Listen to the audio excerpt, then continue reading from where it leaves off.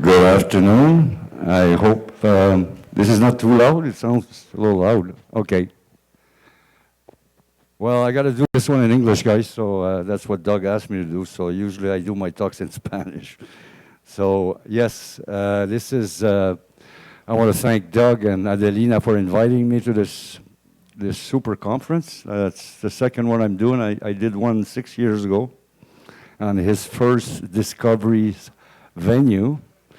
And now I'm going to present the new company, new project that I'm working on for the last 2 years. So we got a new company called Centenario Gold Corp, which is a Canadian company, and we basically started 2 years ago. I joined a group in Vancouver. They said, Alain, you've got a lot of experience in Mexico. Let's go out there and find a gold mine and do something. So I had a group of money guys, and then me and my usual team down here. We've been exploring. It took us about a year to find this baby, and you'll find it quite interesting. I call it new discovery because, believe it or not, it's new. Although they're hard to find, it's a new project, completely new. So let's see. Yeah, the usual bullshit, but anyway, I got something else I want to show you guys. Fuck this shit. There we go. That's more me. So, anyway, so our project basically is located in, well, it's located in the ejido of Tamazula, and it's the blue one right here, and the border between Durango and Sinaloa is going right through here. So basically, we access through Sinaloa, but 99% of our property, which is 5,000 hectares, is sitting on the Durango side, Tamazula. Access is quite good. You basically go Mazatlan or Culiacan, same distance, all paved road to the town of Cosala, which people probably know, and 2.5 hours roughly. And then you have a dirt road that here that goes for about 37 kilometers to the south portion of our project, which is not the style of projects that I used to work on. Usually mine are quite remote, but it turned out to be a good project. So, and our property basically right here is sitting between two giants. Here's America's Gold and Silver, which used to be Scorpio.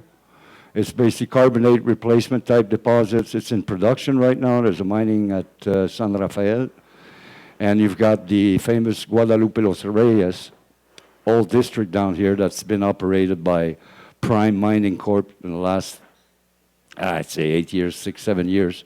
They got 6 drills on this thing, and they got 1 million ounces of ores. It's funny when you look at this sitting between two giants, nobody seemed to have paid attention right in the middle here. Everything else for all the coyotes out there is all stake, so there's nothing free around here. So the history of the district, well, I mean, the history of Eden, our project, there's not much there because there's a few old mines, old tunnels, adits, but there's no real history. But the history is basically Nuestra Señora to the north. It's been mined by the Spaniards in the 1700s. Asarco is the first one that really started mining it quite extensively in 1955. Then these Canadian companies, Scorpio Mining, picked it up and opened the mine in 2008. They got 16,000 hectares, and America's Gold Silver is the one that bought it from Scorpio, and they're actually working on it right now. The mineralization is, like I said, is basically your lead, zinc, silver, CRD type deposit with some good silver grades and decent. You got skarns there, it's basically sitting in limestones and all that, very different than what we are. The other one, Guadalupe Los Reyes, to the south of us, is, well, I call it Guadalupe Los Reyes because that's the old name. They call it Los Reyes now. This is quite interesting because it's basically gold and silver. You're a typical epithermal system. They got some really good widths of the structures here. This is over 2 kilometers long. They're basically east-west trending and northwest trending. And Prime Mining has basically been really working hard on this. And you know, what they have right now is in 2020 is basically 1 million ounce roughly equivalent right here, probably a little bit over. And you'll see the grade. This deposit we have is identical to what they have, same type of mineralization and all that. Okay, now the other stories, this is quite interesting. There's always another story, and here's an interesting fellow. His name is Heraclio Bernal. This guy was a Robin Hood in the 1800s, 1860s, and he worked in the Spaniard mines in Guadalupe right here, and he basically was a miner, 16 years old. And then he decided they were not getting paid, so he decided defending the local miners and starting to rob the trailers, I mean the mule trains that were coming out, robbing the bars. So he was a typical Robin Hood. And he lasted for about three decades, then they put him in jail. But the people really liked him. They really liked the guy, so they decided we can't let him in jail. People don't want to work anymore. So they took him out of jail and gave him a uniform, put him in the army, so you're free. He lasted about 3 months, and he said, the hell with this shit, I'm robbing gold and silver bars. So he went back, and in 1890, there was a bounty on him, 10,000 pesos. So he went hiding, and he was hiding somewhere where we are here in the mountains, and stopped robbing, and he went in a tunnel, and he got pneumonia. He got really, really sick, so he told his brother, he says, hey, I'm dying maybe in a few months, so get rid of me. You'll get 10,000 pesos. And guess what? He did it. So there's his body sitting in Cosala. He's dead there. Very interesting. And also, this is where the Robin Hoods come from. There's another story we found out there when we were there. Here, this road extends further up in the mountains up here, goes right through our property. And there's another Robin Hood that was here taking a picture, I don't know, 15 years ago, but that picture was taken right here. So these guys, I mean, they drove through our road. So quite interesting. Anyway, so the concessions, like I was saying, we got 3 concessions, about 5,000 hectares. We staked this. We don't have a title on that yet. These are titled. And we're basically bounded, as you can see, by Prime to the southeast and by America's Gold and Silver northwest. As you can see, everything around is staked. So your basic geology, I like this map for that, is your standard northwest trending. You're on the foothills, southwest foothills of Sierra Madre. You got your rhyolite, which we call dog rock, basically, and you've got your andesites. It's under us here. And you've got these intrusive body. You can see a bit of limestone here, which is why you got this carbonate replacement. And you've got the same thing down here. We've got a little piece here. And the host rock at basically Guadalupe Los Reyes, that's got most of the mineralization, there's some more veins here, is this lower volcanic andesite tuff. And as you can see, I've sort of put a perimeter around it. Our property is like, basically, most of it is the same host rock as what they basically got their vein structures. So when we started looking at this 2 years ago, the concession owners said there's 5 prospects here. And you can drive on the road, and all these prospects, Eden Guadalupana, La Paloma, La Republicana, La Proveedora, and Buena Vista. This is the extension of Buena Vista. All these, where you see the stars, all they had is basically tunnels, adits, and the surface outcrop is very subtle, shear zones. But one thing that was quite interesting, everywhere on these, didn't take you more than half an hour to find VG. There was VG everywhere. So, and 2 years ago, I mean, there's a few other Canadian companies that went through here, but they didn't walk up here to Buena Vista. And this was a 2-hour walk.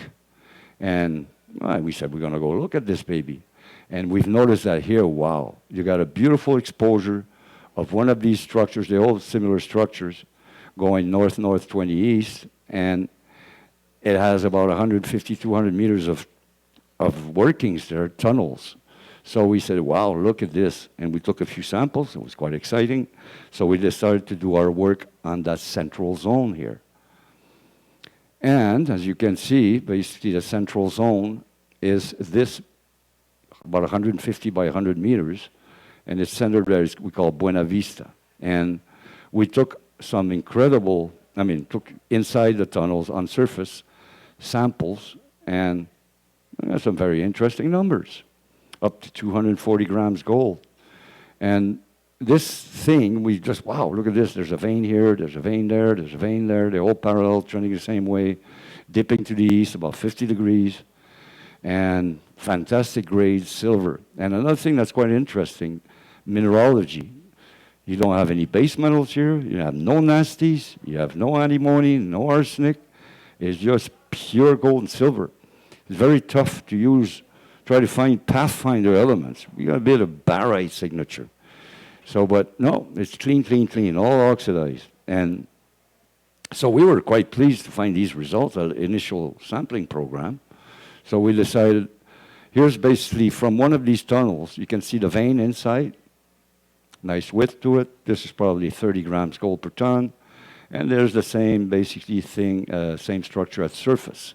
This is the central one called Buena Vista. And what is it? Mineralization, you know, I was going, low sulfidation, everything we see veins, we call it low sulfidation. But where's the adularia? Where's the classic alteration minerals? We couldn't find any. But there's a lot of chlorite, and there's a lot, it's propylitic alteration you see basically further away. Then I read a lot of data on the Guadalupe dos Reyes, and they have the same thing. So I call it structurally controlled system. And maybe I don't want to go into the details of the names. The thing that matters to me, it's got gold and silver. It's got lots of it. So, okay. Then we had a tractor come up and clean up the access road. This is the main entrance to one of the tunnel Buena Vista you saw on the map, where we're getting 30 grams, 200 grams. And I asked the tractor to say, hey, why don't you do a cut right here on the wall? There was vegetation, we couldn't see that. And then bingo, we see this stockworks and breccia. See, this sample comes from here. And this thing, this envelope is about 15 meters right here. And it varies between a gram to 2 grams gold. It's just basically what Prime Mining is drilling now. They're building resource on the envelopes. And I'll tell you why we think we're lucky, because here's basically, here's the zone I told, the central zone. Here's basically this section. At surface, we identified these 3 main structures. They're not very wide, between 1.5 and 0.3. And then you got the breccias between it, but you got 22 meters, dipping 50 meters. Beautiful grade, it looks continuous, so, we'll find out a little bit more when we start drilling. This has never been drilled. And this is basically the model we identified. And quite interesting, quite interesting. So, okay, after that, we said, well, okay, good. Let's try to figure out what happens north and south of this, meaning the extensions. Oh, before I get to that one, I stole this from Prime Mining's website just to show basically what they have. They have the same thing. They got these high-grade, narrow structures, and then they got this zone of breccias and stockwork, which is about 40 meters wide here. And that's what they're drilling. They're drilling ounces right now to get the envelope. Why? Because the old-timers, they were just chasing the high grades. The high grade. They left this breccia stockwork, 2 grammer, 1 grammer. And that's what they're drilling. And we got the same type of rock, same type of orientation, same type of echados. And one thing that's very important, in Guadalupe dos Reyes, the plumbing system that formed the conduits for the mineralizing fluids was created by a previous volcanic event. There was rhyolite dome there in Guadalupe. Sills and dikes can be from rhyodacite to dacite. And basically the mineralized structures, the fluids, they followed this old plumbing system later and basically mineralized it. So basically you see these dacite dikes at the foot of these vein structures, and we see that at Eden also. And we notice there's a little quartz veinlets in the dike, so basically meaning it's pre. And so, hey, the same thing again.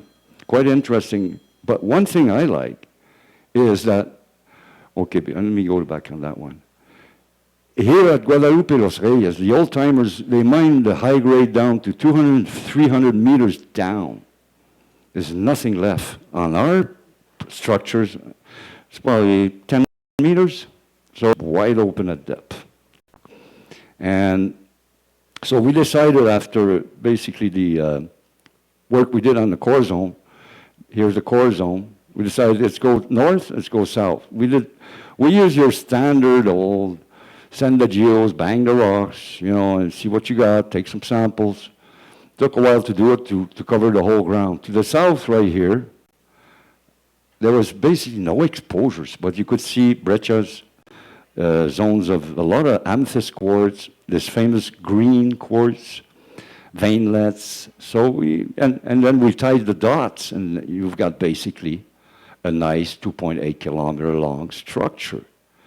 And the interesting thing also was, I don't know if this thing works anymore. This thing is quite interesting.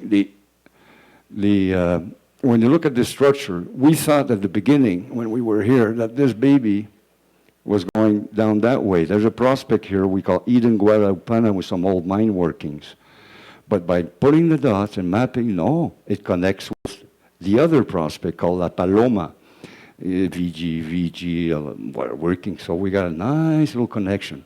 We're not finished to the north. I mean, we haven't, that's where we stopped the mapping already. So you're going uphill probably from 700 meters right here, 750, down to about 6 here.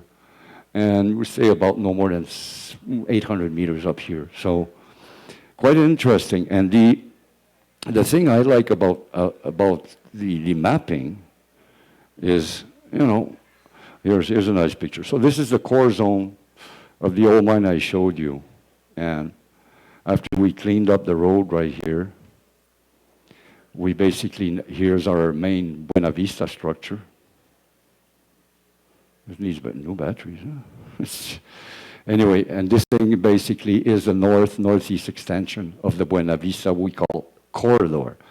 You got 1.3 kilometers up to where we finished mapping, and you got 1.5 down south to the La Paloma prospects. So, hey, this is something I found in a museum in Costala. It's a painting dated from the late 1800s, and here's a sample we took on Eden to the north. You could swear this is the same piece of rock. So I said, by God, look at this. And, you know, we're getting gram, half gram, and all that. So I think, well, I'll explain why. But yes, this is the same corridor, same mineralized corridor that we follow from the core zone where it's really well exposed. And this is basically a type of rocks and textures we found. Oxidized breccia, some boiling textures.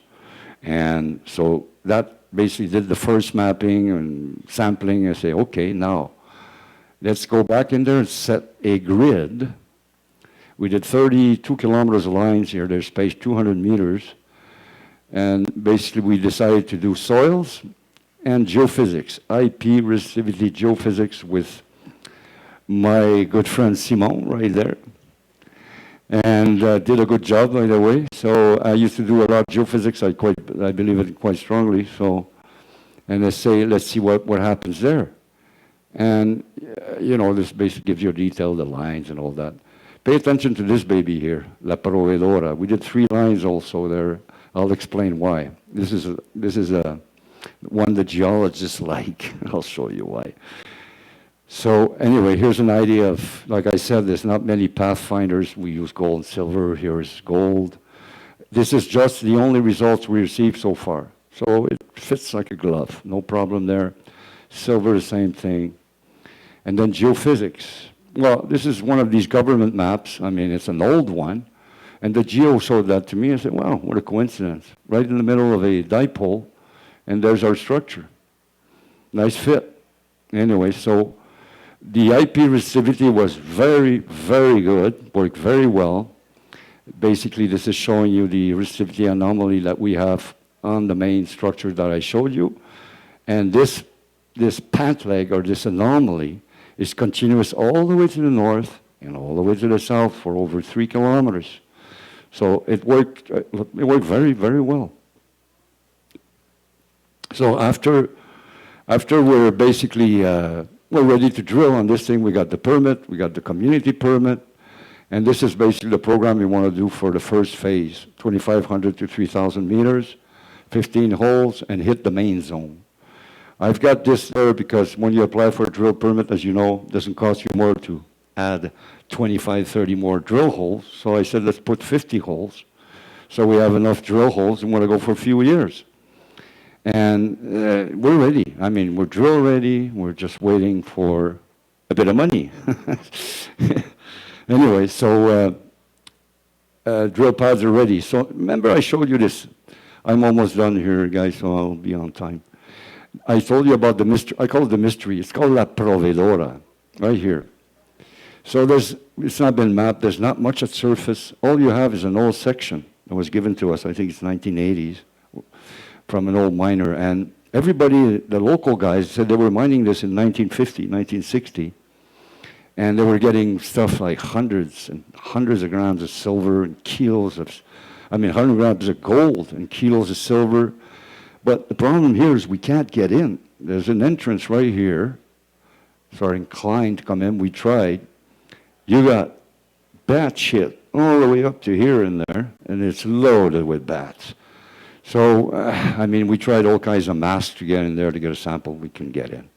So I said, what the hell? We'll do some geophysics and poke some holes. And, the geophysics worked fine. And now we're just going to poke a hole in there and see the extension of this thing. What I really like here, look at this other structure right there. It's called Republicana. It's an east-wester dipping 25 degrees to the north. And there was last year I went in, and there's a local guy with 6 miners that got access to dynamite. They've been mining this thing, and it's no wider than about 40 centimeters. Loaded with galena, zinc, chalcopyrite, and a gouge zone, but it's very narrow. And the small miner is telling us, well, we're getting 100 grams of gold out of this, and blah, blah, blah. I said, bullshit. So we took a sample, and look at this, 138 3/4 kilo silver. I don't have the over limits for copper, lead, zinc. It's probably in the 10%. Why a mystery? I like it. Can you imagine what this is a different event, base metals, because these guys don't have base metals. Where does these two structures cross at depth? Ain't that a beautiful target, right? Trying to figure out what that is. So we're pretty excited. There's nothing at surface, and this year we're going to be drilling this in the next program. Here's another prospect down there. So I think I'm almost done here. Yeah, extensive. This is basically a resume of what we've done, work we've done, first phase drilling, blah, blah, blah. This is good. And I think, Jean-Marc, you know this guy. I want to dedicate this to my good old mentor and friend that came to do the lock, Goldsmith. This old fart is 82 years old. Huh? Oh yeah, that's me when I decided not to cut my hair when COVID hit town, and I couldn't. That was July 2021. After that, I decided. Anyway, Locke Goldsmith. He put me to university. I know this guy, and he was like my mentor. And he dresses the same way now as he did 35 years ago, and he loves these pink shirts, and I could not believe he did the QP. He was our QP guy, and he came, and he was taking the samples all down. Anyhow,